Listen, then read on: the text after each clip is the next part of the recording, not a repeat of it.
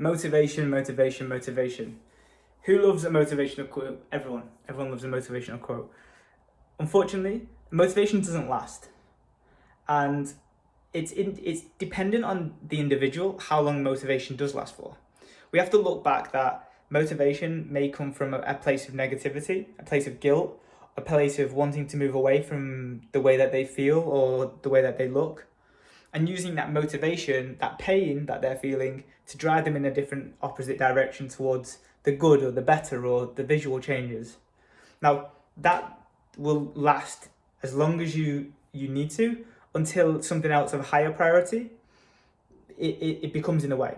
So if you lose a few kilos, you take your foot off the pedal and you can't seem to get motivated for the next few kilos because you've got the feeling that you actually wanted.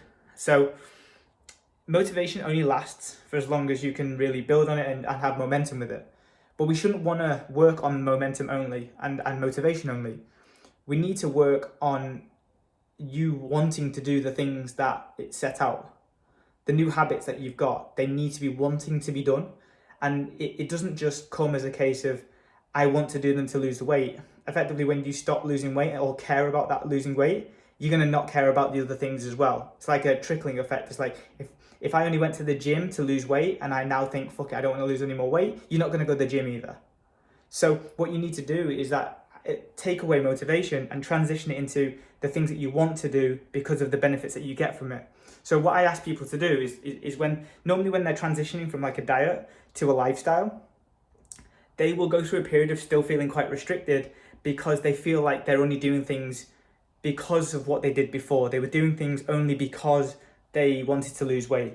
But they realized, and you have to realize, and you want to write this down, is that in order for you to have a consistent appearance of the new habits, be the new person that you want to be, you have to want to do those things. You have to have a positive association with the habits outside of just fat loss or the visual changes. So I go to the gym for the mental clarity that it gives me. It allows me to build more resilience on a day-to-day basis. It allows me to take away all my troubles and allows me to just be, my own version of meditation every single day by pressing those weights. And I get to see the weights come up every single week or try and get the weights up every single week. And that pursuit is why I go to the gym. For years beforehand, I used to go to the gym just to look better. And then when I started looking crapper or I didn't care about my nutrition, I didn't go to the gym as often. I didn't go as frequently as possible. Whereas you couldn't get me out of the gym now, out of my 4 to 5 sessions a week. I love it because of the benefits that I get that aren't fat loss or visual related. It becomes more than just the physical goals that you have. It becomes the mental, it becomes the habitual, it becomes what benefits you get from it. And like anything, we only do what is a positive to us and what's a priority to us all of the time. So we need to make the choices why you go to the gym, why you do your steps, why you do your routine every day, why you drink your water every day. You need to make those outside of fat loss, and you're not doing it just for the diet anymore. You're doing it for what it's going to give you for the next 10 to 15, 20 years of your life.